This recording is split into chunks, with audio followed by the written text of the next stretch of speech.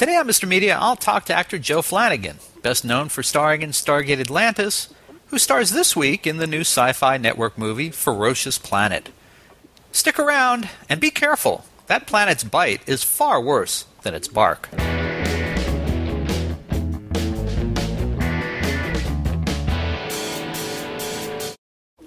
The show is brought to you today by Audible.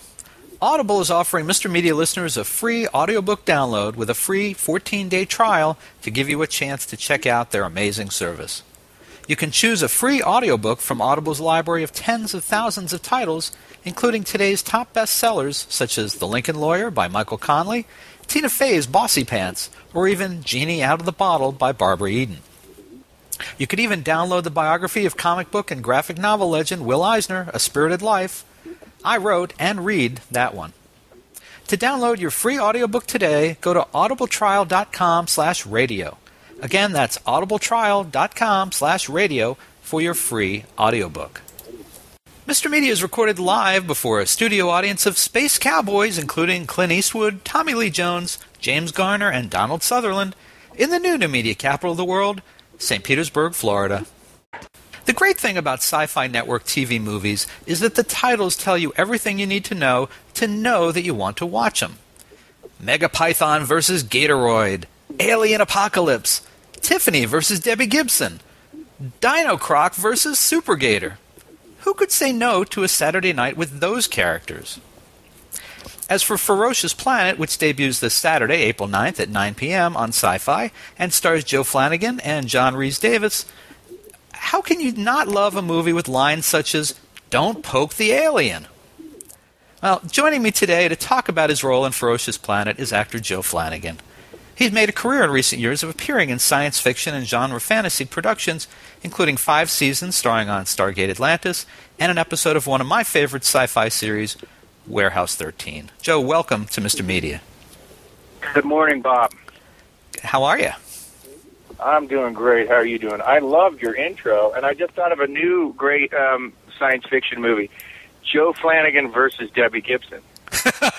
I'm there. When can we start? And can I get the contract to write the script? Because there's some things I'd like to do. Oh, never mind. Well, tell us about the plot of Ferocious Planet. It sounds on paper, pardon me for saying so, but a little bit like an episode of Stargate. You know, I didn't say that. You said that. But it basically involves obviously an alien planet and large, inhospitable monsters. So, yes, you're not that far off in that regard. And I think people who've watched Stargate Atlantis will see in this character a lot of similarities from the character I played in Stargate. And probably, not at all coincidentally, right? I mean, these movies are there to connect you to things that are familiar, whether it's Debbie Gibson and Tiffany or Dino Croc and Super Gator.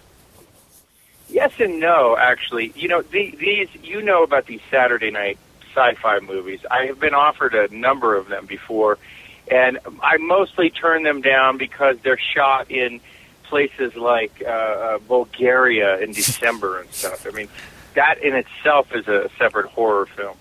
And I actually was offered this one, and they just made a notation on top that said Dublin, Ireland. Ah. And I thought, well, now that's kind of interesting there. And so I actually was immediately much more open to it, that it was Ireland. Then just coincidentally, the character was similar to the character I played. Hmm. So there you have it. And your character is Colonel Sam Sin. Again, sort of a play on words. I mean, Samson, right? No? You're going to have to ask the writer because I kept screwing that one up. Well, what is Colonel Sin? Now, there we go again. What is Colonel Sin like? What's his story? Well, he's a disgraced Marine colonel who did something not unlike, let's say, what Oliver North did. Seemingly patriotic, but punished nonetheless. And he is put in charge of a national science lab, which is really an unglamorous demotion. And they have a experiment that takes place that goes awry. And then we all get thrown into a parallel dimension On a planet with monsters. And the sci-fi, the Saturday Night Monster movies, I mean, they're deliberately ridiculous in many ways. They're drive-through movie throwbacks. Now, they're fun to watch. You got to go to Ireland here. What about to make them? Was it fun to make this one? I had a blast. I mean, I really did. I had so much fun. And a lot of it has to do with the fact that I'm in Ireland, you know, working with an all-Irish cast and crew, and I love them. And thankfully, they put up with me. And it's a blast. And to be honest with you, you know, these shows, they are kind of a guilty pleasure, and they're part homage to the genre, and then they're part the genre, you know, unironically the genre as well. So it's a fine balance to strike between earnest genre and something a little self-deprecating. As you know, Stargate Atlantis is very self-deprecating, and I think that was one of the really great qualities of the show. And so, you know, these things have their audiences, and I hope that they're aimed at a very specific group of people, and I think those people will like this type of stuff. Now, Joe, I'm kind of guessing that you didn't know what kind of alien monsters are chasing you on Ferocious Planet until long after you're done shooting. How do you look horrified not knowing what's gaining on you? Well, I'm so glad you asked that, because that's something I tried to explain to people. One of the biggest challenges, I've seen the greatest actors just get assassinated on these sci-fi sets. And they don't understand how you have to incorporate the visual effects and how you can really get a lot of egg on your face in post-production if you're not very communicative with visual effects. You have to know exactly how big is that monster? What kind of noise does that monster make? You know, if I'm reacting to this thing, how scared do I need to be? In our case, you know, they were not doing the post-production, the group we were with. So what I had was very little. And I'm hoping that my reactions are hopefully appropriate to the threat. But it is. That is one of the greatest challenges of science fiction acting. And, you know, not to mention a lot of times the dialogue itself can really kill a good actor. But science fiction acting does not get the respect it deserves. And if you talk to a great actor like Robert Patrick, he will tell you how truly difficult it is. And when it's done well, you just don't notice it. And that's an accomplishment. You know what I mean? Well, you know, you mentioned great actors. John Rhys-Davies is in this. Do you guys have many... I haven't seen the movie, obviously, but do you guys have many scenes together, and what was he like to work with? Oh, John is an excellent actor, obviously, and just a ton of fun to be with.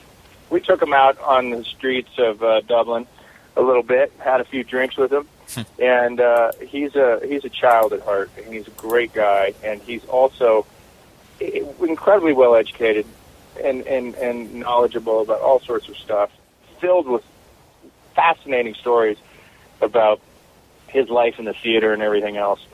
And so that was a highlight. And, you know, you said that, you know, do you enjoy shooting these things?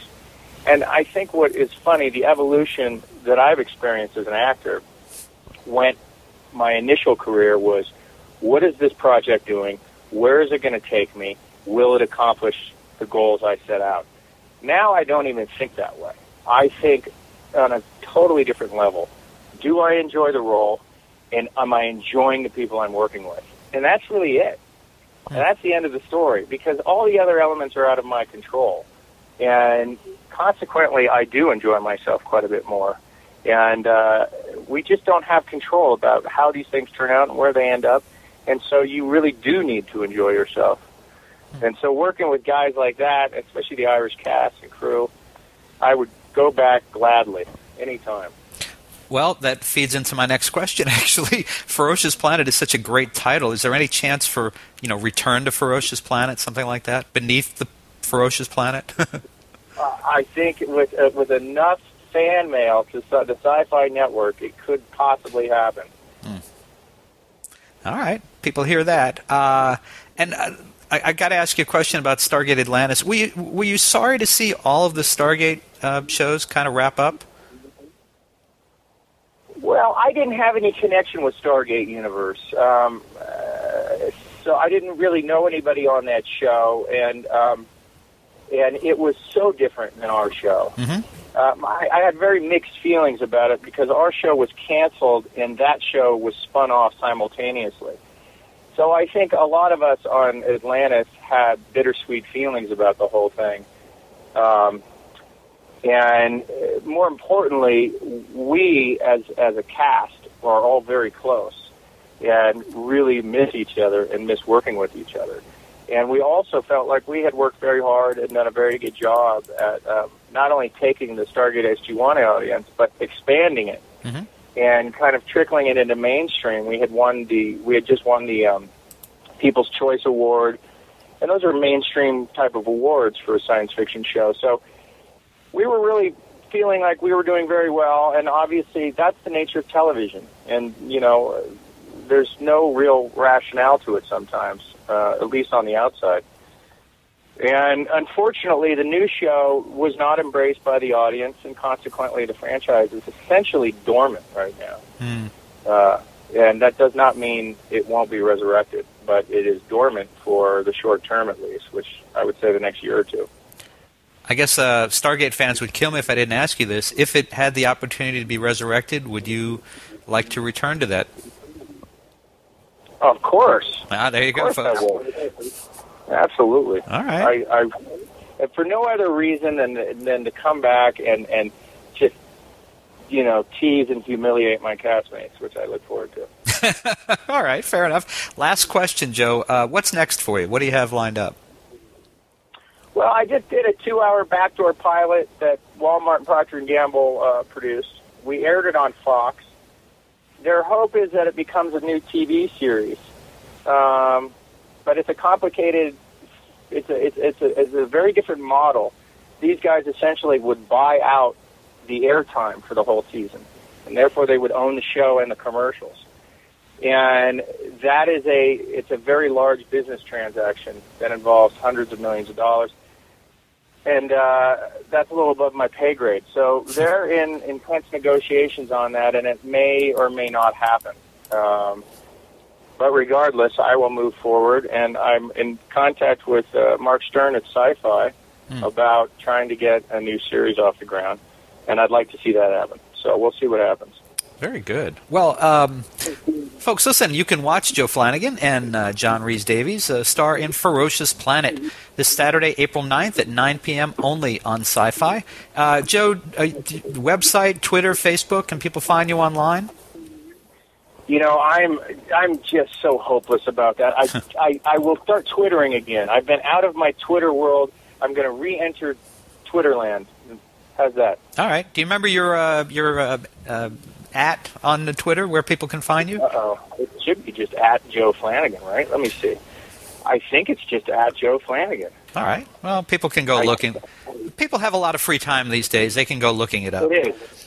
I just thought it's at Joe Flanigan. Okay. Well, at Joe Flanigan, thank you so much for joining us on Mr. Media today.